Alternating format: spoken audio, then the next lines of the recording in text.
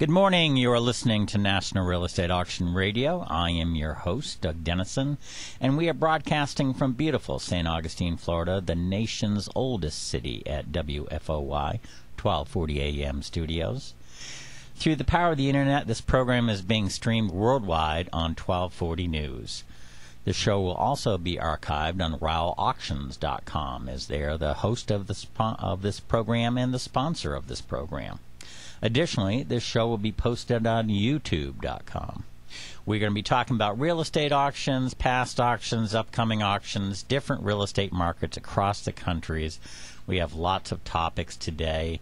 To help us out, we have several real estate and auction leaders calling in today, and that includes a gentleman from Washington, D.C. will tell us what we're doing in regards to surplus property. I look forward to that call. Also, a gentleman from Miami, Florida, who will be telling us about the condo market. So let's get into it. First of all, mission statement: provide an educational experience for listeners in a promotional format for auctions across the country. Again, my name is Doug Dennison. I have been in the auction world for 20 plus years as a auction project manager. An auction project manager isn't the guy that chants and gets all the hurrahs on the podium. I kind of make the deals, basically manage the auction, go out and talk to government agencies, bank officials, bankruptcy officials, and set up the auctions. If it's online, I help with the marketing. If it's going to be on site, work with people that will be assisting me. If it's going to be in a ballroom, I would make sure that we hired and contracted with the right hotel, and that we had the right food and the right audiovisual and the right basically seating, the contract room, everything it takes to make a successful auction. And then almost the most important part of my job is to communicate with my sellers on a weekly basis, trying to let them know how the marketing is going, where we still need help. Part of the auction that not many people know about is we have to have as much information as possible. In fact, our last week's caller, Peter Monroe, who was the former RTC president of the Oversight Board for the Resolution Trust Corporation, he was talking about other auctions that for receivers and bankruptcies, and talked about a stalking horse offer. And what his point was is that as much information that we can give to the buyers, the better it will be for the sellers. And so, an auction is a process that is a quick plan of attack. It is, we're going to do a specific date. We're going to market it for 30, 45, even sometimes 60 days prior to the auction. But as a buyer, you have to have your due diligence and all your homework done prior to bidding. That is different from regular real estate. Regular real estate, especially in commercial real estate, you get to make an offer, and if the number is correct with the seller, then what happens sometimes is you as a buyer say, listen, I need to do my homework on this property, make sure everything is right, environmentally, structurally, all that kind of stuff. And what happens is sometimes the deal doesn't go through. It gets retraded. We have a call. Good morning. You're on the air. Hey, Doug. It's Brett Manley here. How you doing? Brett, how are you doing, sir? Tell us, you've been on our show before, and I'm thrilled to have you on again. You're from Washington, D.C. What do you do, and tell us a little bit about yourself. Yeah, thanks, Doug. I appreciate it. I'm the legislative director for Congressman Jeff Denham. He's a member from the 19th District of California. My primary focus for him is the Committee on Transportation and Infrastructure, which is where our bill, the Civilian Property Realignment Act, sits or has come through rather, and we're excited about it. You know, we've been working on it for a long time, pretty much all year. And it was something that Mr. Denham had worked on in the State House when he was in State Senate in California, and he carried that experience out here to D.C., so we're looking forward to that. Personally, you know, I'm from California myself. Grew up there, born and raised, went to college out there, and I love D.C., been out here for about 5 years, and love working for the people of California. Well, you work for the people of California, but you work for the whole country. You and Congressman Jeff Denham are involved in something that I have taken particular interest in, and have been up there a couple of times meeting with you and other state legislatures and congressmen and senators, and met with a lot of governmental agencies to find out about this bill that you're sponsoring, H.R. 1734. Tell me a little bit about that, Brett. Sure. So, thanks, Doug. It's it's the Civilian Property Realignment Act. So really, what we're doing is trying to model off the successful BRAC program, the Base Realignment and Closure Act from 1986. That they had several rounds, 5 rounds. I think the last round was 2005, where they were trying to consolidate the defense footprint. We tried to take the lessons learned from that and model legislation that would then deal with federal properties, non-defense properties. So a lot of times you'll have a federal building, downtown in your city or out in the country or what have you, and the federal government operates over 1 million of these properties that cost a lot of money, and a lot of it's wasteful. We have empty buildings and leases that cost the federal taxpayer a lot of dollars, and we're trying to find a way that we can consolidate those properties, and this is one of those ways that we can do that and kind of take politics out of the process, because we're setting up a commission that would make recommendations, and those recommendations would be voted on up or down in Congress, and then assuming that they pass, that those recommendations would take place. And the idea is to consolidate and sell off federal real estate. And we're not talking about Fannie Mae, Freddie Mac. We're not talking about houses. What kind of properties are we talking about, Brett? We're talking about office buildings, typically. A lot of examples of this are the old post office downtown D.C. There's a warehouse in Georgetown. Anything from an office park building to a silo to a grain facility or a warehouse. It really depends. At one point the federal government owned the Presidio in San Francisco. They transferred that over to the city of San Francisco at a cost of $800 million. The federal government used to own Governor's Island, and they sold that to New York for $1. And we're trying to look at stuff like that, properties like that, that are of incredible value, and say, hey, wait a minute, I think we can do what the federal government needs cheaper and take this property, sell it off to the private sector, and take those savings, apply it to the deficit. Well, one of the things that most people that are not in the business don't know is that it costs money to maintain and secure a property, even though you're not using it. You would think that it's probably not that much, but in many instances it is. And I'm reading from an article here about the old post office that you talked about, and I'm not sure if the numbers are correct, but it says one property already drawing attention is the old post office annex in Washington, D.C. The facility loses $6 million a year, yet it hasn't been used in 10 years. Denham says Donald Trump and the Waldorf Astoria have expressed interest in buying the annex to use as a commercial venue that creates jobs and actually makes money for the taxpayers.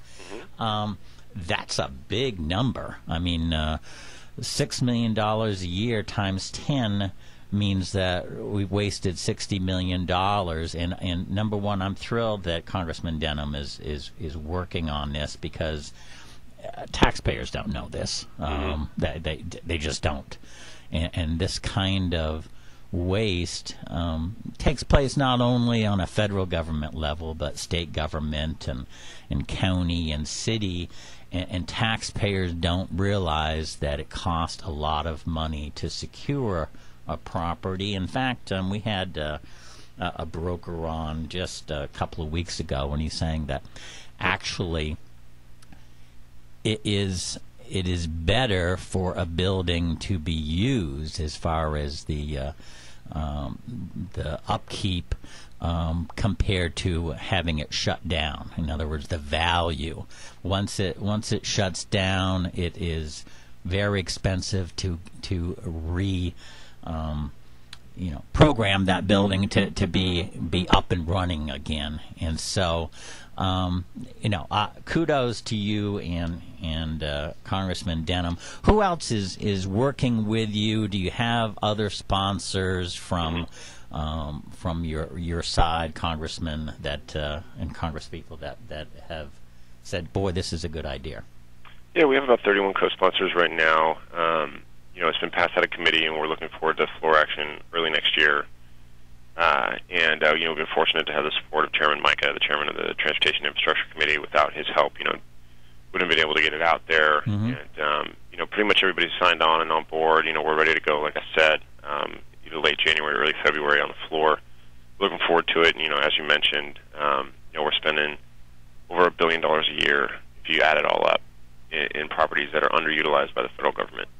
How many properties are there as far as a total number, and maybe it's a guess on part of one government agency or another, but sure. How many are out there that are you're going to be targeting?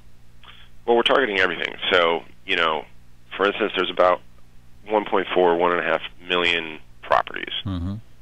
And, some of these are considered fully utilized, and some of them aren't. There's about 15,000 that we know of that are excess. The government definitely doesn't need them. But we're also going after ones like down here, down the street from my office here, we have the Department of Energy headquarters, which they don't want to be in.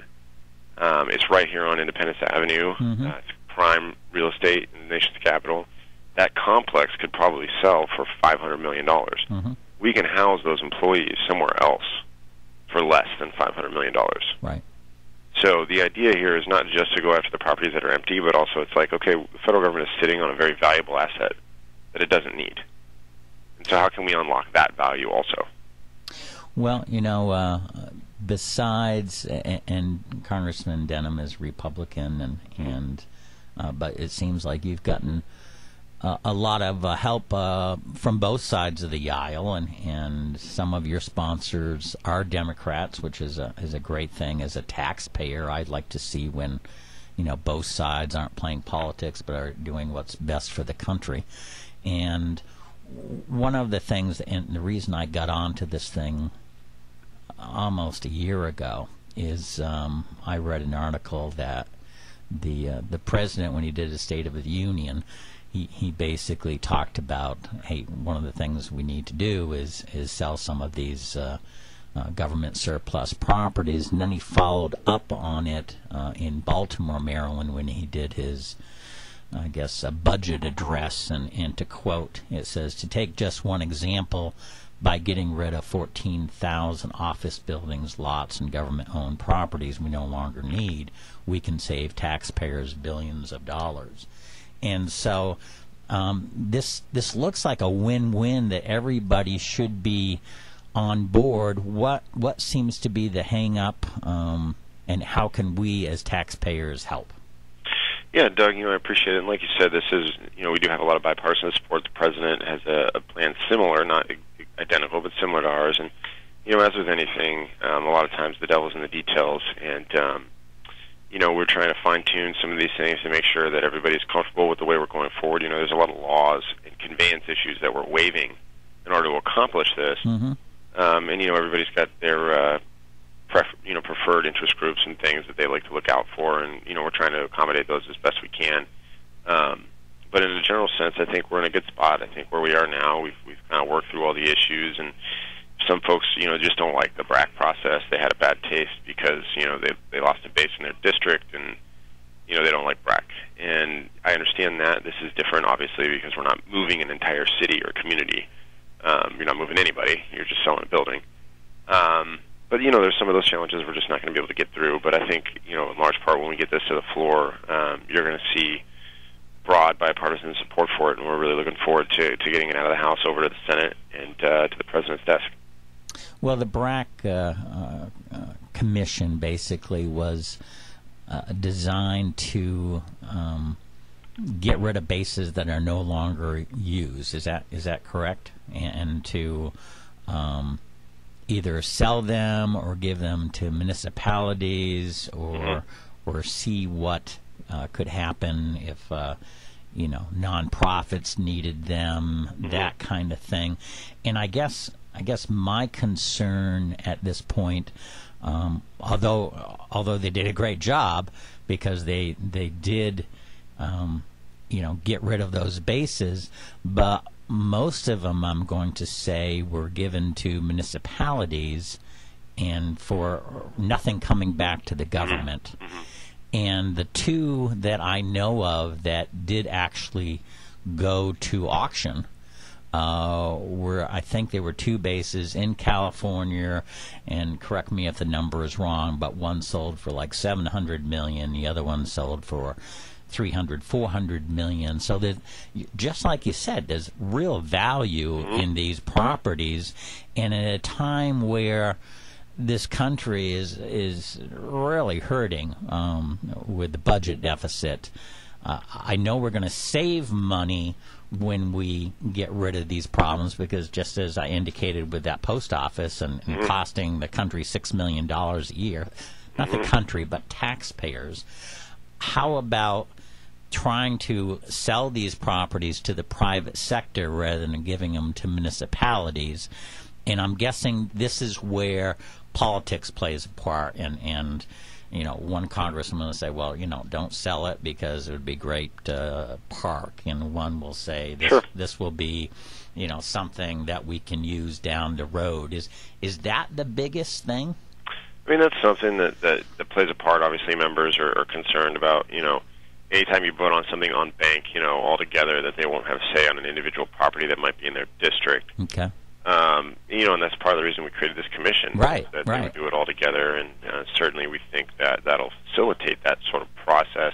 There are other considerations. Anytime you get involved in selling properties, there are environmental considerations, there are conveyance laws for the homeless and such that get in the way, depending on, basically everything that has led to the problem that we're currently in needs to be addressed.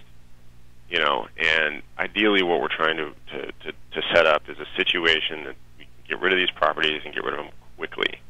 And we've written in the bill, you can't give away the property to anybody. It has to be sold at market value.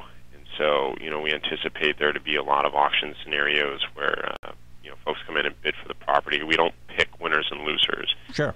If a homeless group wants to come in and bid for the property and they win the bid, then they win the bid. If a store or a business or a park or monument or whomever, it's all fair game, and that's kind of what we're trying to get at here, is that we need to stop doing this whole, okay, this is the federal government's property and we're going to decide who gets to use this. No, it's time to start thinking about what's the most valuable way that we can use this piece of property and unlock some of those savings for the taxpayers, because it's really low-hanging fruit, Doug. In the time where we have these deficits and we have $15 trillion in debt, this is one of the easiest things that we can do.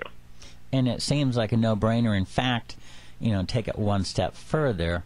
If there's a congressman out there that's saying, no, don't sell my property that's in my district because it's really valuable, and we really think it should be a park, and we need another park, and shame on him or shame on her, because you're taking the interest for yourself and for your area people rather than the country.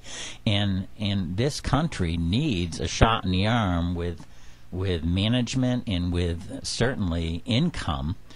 And the thing that people haven't been talking about is, once the private sector buys these properties, now you're helping out the area in paying taxes. Oh, yeah, sure. You're taking a unused property and buying goods and services, hiring people.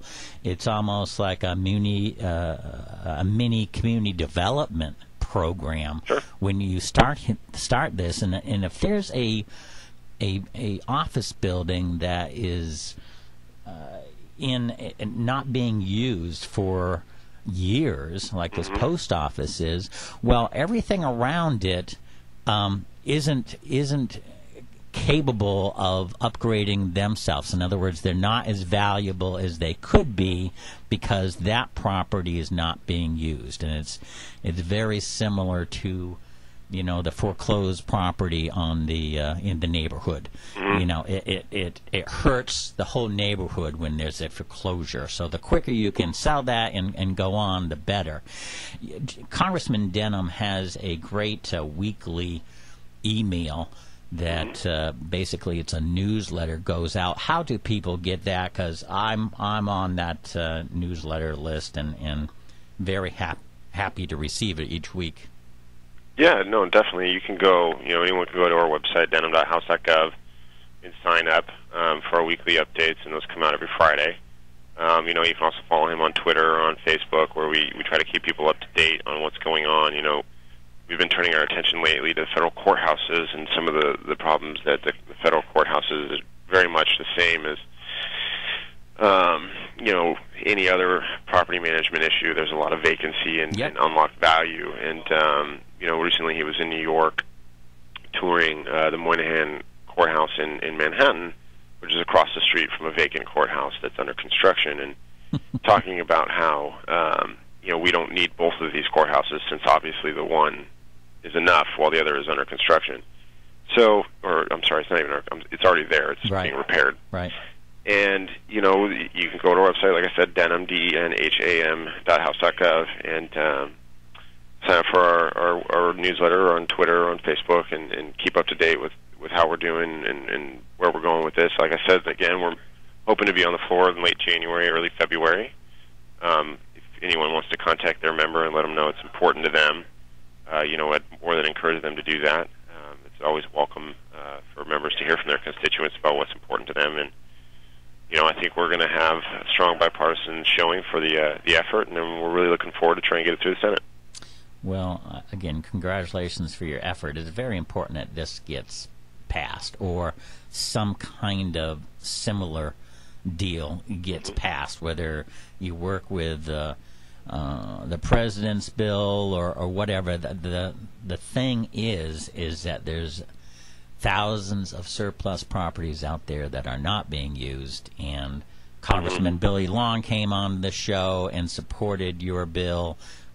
We just had the president, the former president of the RTC, the Resolution Trust Corporation, on the show endorsing your bill. I mean, it's a no-brainer. So we've got a cut for the half hour, so I'll have to thank you again for calling in. And what's the website one more time? It's Denham, denham.house.gov. Brett Manley, Legislative Director for Congressman Jeff Denham from California. Brett, thank you so much for calling in today. Anytime, Doug. I appreciate it. Take care. You too. All right. Great interview, and Brett does a wonderful job up there. It's not easy, I will tell you, by being up there a couple of times, I think once in October, once in November this year.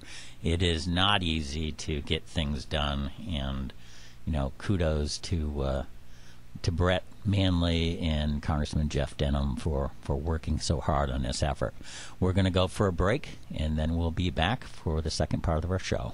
Come on out to the St. Augustine and St. Johns County Flea Market, where the fun begins. There's old, new, and unique items every weekend. Bargain basement prices and something for everyone. Just in time for Christmas shopping. There's a great farmer's market and Charlie's Famous Barbecue. You haven't had barbecue until you try Charlie's, and you won't find better baked beans. Churches and charities get a free booth 2 days each month. Business owner display 50% off rental prices. RV parking and outside storage, the best prices in the Tri-County area. Second month free on outside storage. Every Saturday and Sunday, the St. Johns County Flea Market is open from 8 a.m. to 4 p.m. State Road 207 and I-95.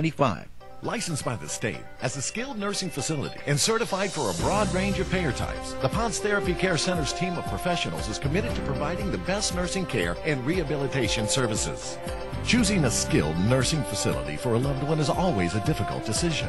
At the Ponce Therapy Care Center, our admissions and social service staff assist you in making an informed, caring decision. We provide information about our facility, determine your payment options, and strategize about your loved one's regimen of care, length of stay, and expected discharge to home. At the Ponce Therapy Care Center, we are proud that over 90% of those admitted to our rehabilitation program successfully return to home. In an industry that is often seen as the final alternative, our goal is to become your first option and facility of choice for skilled nursing and rehab services. The Ponce Therapy Care Center is located at 1999 Old Moultrie Road. Call us at 824-3311 or visit us online at poncecarecenter.com. Letty and Bo Bozard and Jeff King talk about their new TV ad campaign and the message they're sending about Bozard Ford. We definitely have a good time making the commercials. We want them to be fun. We want them to be lighthearted. And really, they are an extension of how things are when we're at work most of the time. I mean, we're having a great time at Bozard Ford right now. You know, we kind of think that when you buy your car, it should be one of the most exciting times in your life. It's a big event to buy a car, and you don't want it to be a drag or be intimidating. So, we try to relay the fun that we have during making the commercials and just being at work, and we try to translate that into your car buying experience. So when you come to Bozard Ford, what you see on the commercials is kind of what you get when you come into the dealership. It should be a fun, enjoyable time, and you get a great new vehicle, and everybody's happy. Don't mean to tell you this, Bo, but they were laughing at you. Yeah, thanks. Ray Jr., America's loose cannon. You can't stop him. You teachers have traded your soul for a little bit of job certainty. The government has underestimated the amount that they were going to need to pay all these long-term benefits by $3 trillion. You can't shut him up. All you teachers complaining about special interests, I got news for you. You are the special interest now. Ray Jr., weekdays from 5 to 6 p.m., right here on 1240 WFOY. Okay, we're back. We got another call. Good morning. You're on the air. Hey, this Doug? Yes.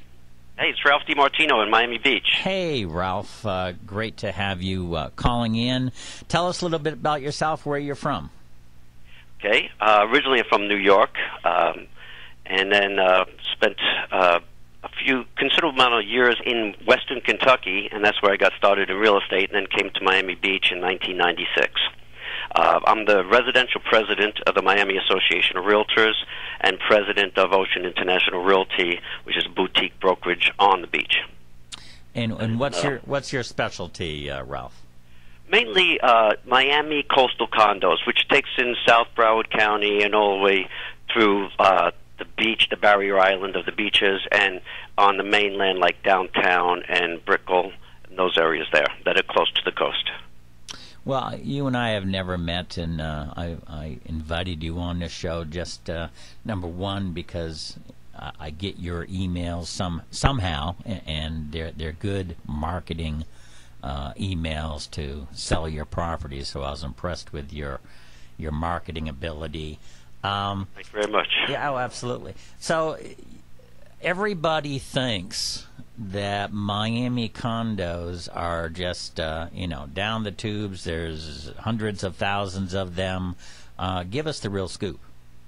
Okay, well, that's totally wrong, okay? The prices are down from where they were at the peak, that's for sure. Yeah. And they're down further in some areas where there was a high concentration of properties that closed for the first time, whether it be pre-construction or condo conversions, during the period of, say, 2004 to 2007, which a lot of that was speculation, and a lot of that was with mortgage money that was thrown at people that really did not qualify for the loans. There was stated income. They call them liar loans, with up to 100% financing and option on payments, which meant that the payment could be as low as 1% of the mortgage amount per year, divided into monthly payments, which would be like on a $100,000 loan, it would be like $83 a month. So you got a $300,000 loan, it's like $260 or something like that, or $250. But of course, it's a negative AM loan. Probably about 5% is being added onto the balance each year. So if it's $300,000, 3 years, it's $315,000. Wait a second, no, it's 5%. There would be $345,000, and then they re-triggered to the full amortized rate, which could be like 6 or 7 times higher than what the original payment was, and these people walked from those places. So where there's high concentration of that stuff, the prices came down the furthest. Where more established neighborhoods, the prices came down, but not as much. And also during the first few years of all these defaults and people walking away, there was a lot of condo associations that had some difficulty with their operating budgets, and really were having a tough time paying their bills and keeping afloat, and maintenance fees went up. But legislation had changed and helped them get their budgets back on track. So anyway, we're moving forward. Right now, prices are lower, but from the peak in 2008, we had a 63-month supply of condos. Right now, we're about a 6-month supply. Just this year alone, we're down close to 50%. The inventory is down close to 50% from just January this year. Wow. So right now, the market is a very, very balanced market, and prices are definitely going up. They're not going down. And we have all sorts of international attention, people coming from Europe, from Latin America, Canada, and also we have our domestic buyers, a lot of them coming from the Northeast, and almost all of it's cash. Well, so, that is very interesting, and again, when I said everybody thinks that there's hundreds of thousands of condos there, that was the perception 4 or 5 years ago, and I'm not sure if it's any different now over the country. They just think that they saw the pictures of the media where the cranes were doing half done condos and just stopped for years. And I'm thrilled to hear that it's going so well. I lived in South Florida for 20 years and just recently moved up to St. Augustine, so I know what you're talking about a little bit. It seems like back in 2005, 2006, what people were doing, just ordinary folk, were saying, my IRA is not getting much. If I put money in a bank, it's not doing much. The stock market is not doing much. I need a retirement program. This is what I'll do because all these condos are going up 10, 15, 20%, 30%, 40% a year. I'm going to buy a condo or two, and I'm going to resell it, and that's going to be my retirement program. Do you agree? Right. There was a lot of speculation, and prices were driven way up, way up, and a lot of it was just speculation.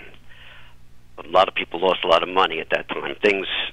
Miami was one of the worst in the nation, and but really we're right now we're the #1 recovering market in the nation. Number one?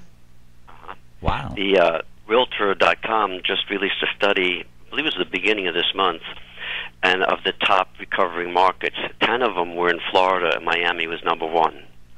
Another thing they pointed out that the average percentage of foreclosures is like there was 1 in every 213 homes throughout the nation. It was the national average, but in Miami it was like 1 out of 420 something, so it was like half. Huh. So we have half is right now a lot of that's gone out. We're through that cycle, and like when all the buying a fever was happening back in 2004, 5, and 6. In 2007, people started to realize maybe something was going to happen that was not going to be good and started slowing down. 2008, it really slowed down. Yeah. And then there was time where we didn't really know how it was going to recover, but 2010, really it started to recover quite a bit, but it was hard to notice, and buying in 2010 would have been better than buying now because the prices were lower, and now we're really recovering. But it was hard to get buyers that wanted to spend money here to actually pull the trigger at that time because they weren't sure that it was going down further. But now, if it's a serious buyer and they're well informed, they're ready to pull the trigger as soon as they find the right fit. They're sure that it's not going down from here. Ralph, we're going to go for a quick break, and then I want to talk to you a little bit about the foreclosures and also your marketplace. Who are the buyers for condos in the Miami Beach, South Florida area? We'll be right back. MarkNet Alliance is a national, membership-based network of 41 auction companies. Our companies are successful auction professionals with proven track records and thriving businesses. The MarkNet companies have a staff of over 540 employees who are working hard every day to meet the goals of their clients during our ever-changing economy. MarkNet companies are able to achieve these goals through cutting-edge technologies and ever-growing investor pools. To view the hundreds of auctions currently being conducted, or for more information, visit marknetalliance.com. Okay, we're back, and we have Ralph D. Martino with us. He is the 2011 residential president of the Miami Association of Realtors and president of Ocean International Realty in Miami Beach, Florida. Tell us about, Miami has been considered kind of the gateway to the Caribbean and South America. Are these where your buyers are coming from, or are they coming from, Germany and England? Where are they coming from now? Well, Germany and England, those buyers tend to buy on the west coast of Florida. Okay. So we don't. There are some, of course, here, Yeah. but that's not big. Right now, the biggest influx is from Venezuela. Okay. That's very, very big. But we also, Argentina is very big, Uruguay, Colombia, lots of Latin American countries are coming this way. Venezuela is big because of the political climate there. People like to have a place here also, and a safe place for their money. And it's like people come here and they shop, and there's restaurants and nightlife and culture and all the great weather. Everything is here. So Latin America is very, very big, and the Brazilians are really coming on strong because their economy has really gotten so much better in the last few years, and their middle class has grown a lot, and their upper middle class have become wealthy. So there's a lot of Brazilians buying here too. We also, I see a lot of French buyers, and they make up a smaller percentage than the Latin American, but I see quite a bit of it, and mainly on the ocean, that type of buying, where some of the buyers from Latin America, they tend to also like the downtown and Brickell areas, which like urban chic and a lot going on. Well, excellent. Your community, to take a little offside discussion, you have a new ballpark there with it's not the Florida Marlins anymore. Is it the Miami Marlins? I believe that's correct. Yeah. Big stadium. It's west, a little bit west of the city where the old Orange Bowl was, I believe. And I've heard some stuff that they're getting some great free agents or whatever. Should be interesting and should be a major plus for the community. Before I forget, how do people get a hold of you? Because you've given us great information about the South Florida market. How can people get a hold of you, Ralph? Well, they can call me at 305-695-1105. That's 305-695-1105. Or they can email me at ralphd@bellsouth.net. That's RALPHD@bellsouth.net. Or visit my website at MiamiCoastalCondos.com. MiamiCoastalCondos.com. Very good. Now, what do you do as the 2011 residential president of the Miami Association of Realtors? What is your job? Well, we are the largest local association in the country with over 25,000 members.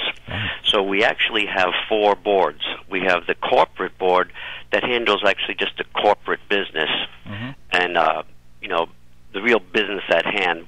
I'm the residential president, which is over the residential board, which we our realtors and affecting our consumers and MLS issues and things to make it all for the members. We provide lots of resources for our members, and we want to continue to keep providing more resources for our members. And we have like an endless amount of, we have 2 premium tax roll software systems that gives us so much information about every piece of property.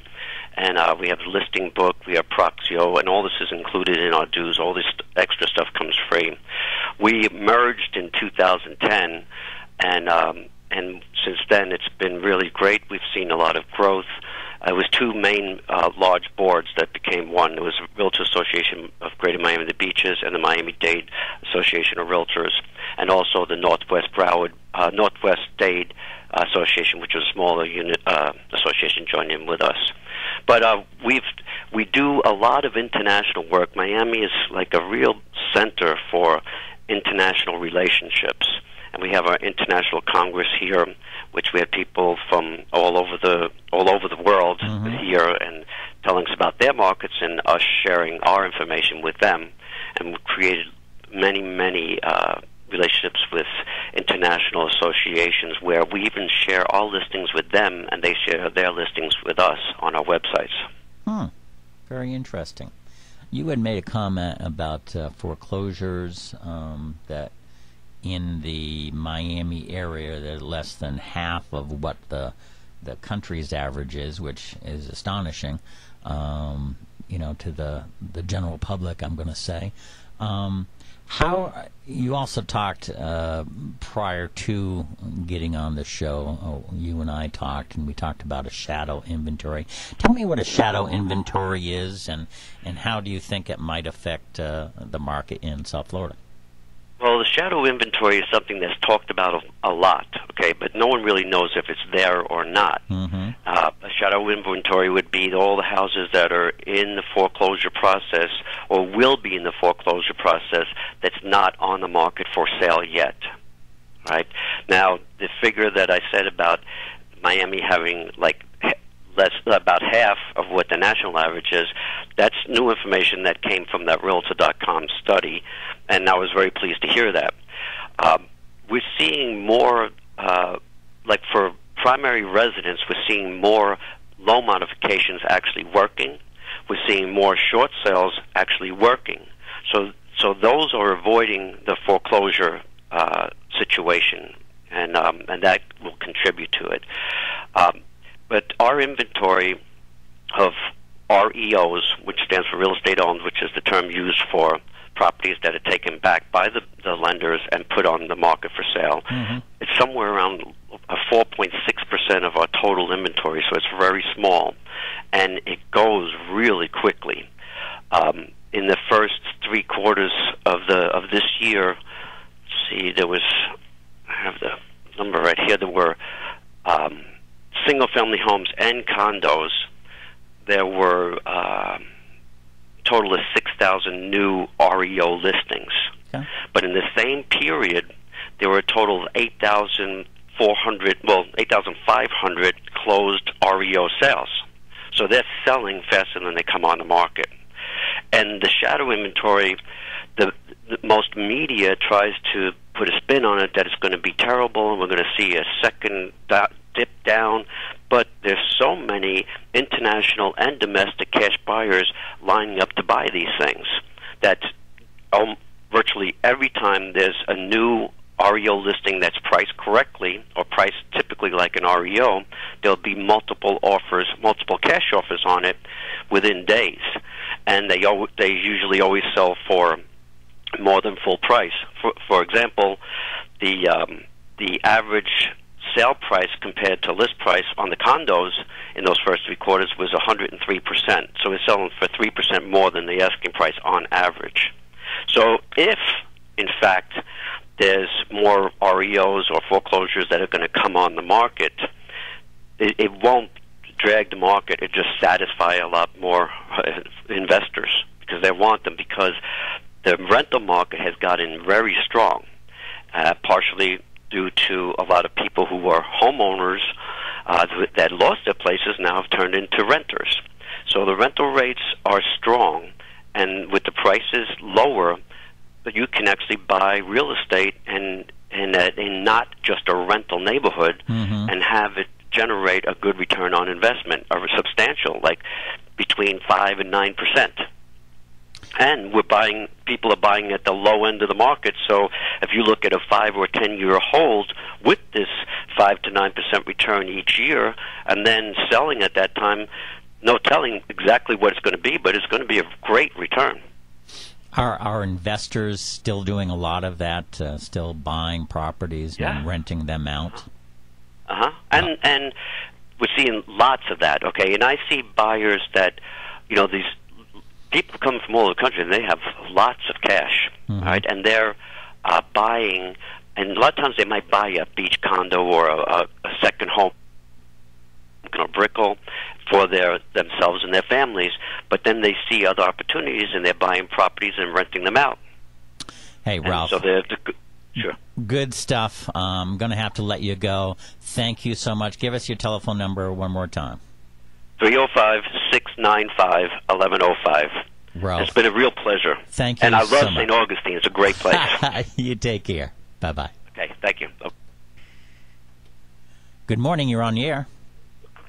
Good morning, Doug. Chris Pratt. Hey, Chris Pratt off here. Chris, how are you doing, sir? And I know you're out west, and I thank you for calling in.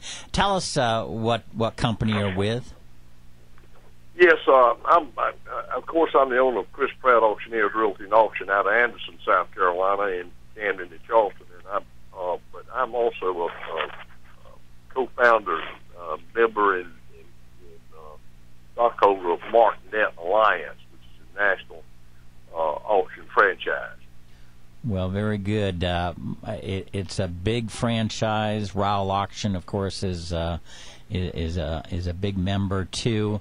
Why is MarkNet becoming a go-to website for a lot of the buyers and investors across the country? Well, it's made up of a group of professional auctioneers that have made a name for themselves throughout the country, and it's a bottom-up theory, not a top-down theory. And the bottom-up means that we believe that every asset that is real estate-wise is local, and so we built a franchise around that concept with a national marketing ability, using each and all our databases and lists, and sharing trade secrets among our group of auctioneers across the country, and thereby fine-tuning and honing new technology for the future, and to use in the auction methodology. Well, I know that it's a go-to website. I believe any time of the year you can go on MarkNetAlliance.com, and there may be 200 auctions going on, up to, I think, one time during the summer there was more than 1,000 auctions going on that particular day, which is just amazing. That's correct. Anybody that's interested in reviewing auction, both real and personal property, should certainly seek out the MarkNet Alliance website and take a look at it. Our inventory is seasonal, like everything else from time to time, but we've been growing by leaps and bounds month by month. Well, thank you on that. We had Brett Manley on the show earlier this morning. He's a legislative director for Congressman Jeff Denham's office. Congressman Jeff Denham has a bill called H.R. 1734, and it's to have Congress pass a bill that would sell government surplus property that is not being used, doesn't have a plan for it, and it is costing American taxpayers a great deal of money. And even though I've already said this on the show today, I'm going to do it again. It's one article that came out in the Washington area. It says, one property already drawing attention is the old post office annex in Washington, D.C. The facility loses $6 million a year, yet it hasn't been used in 10 years.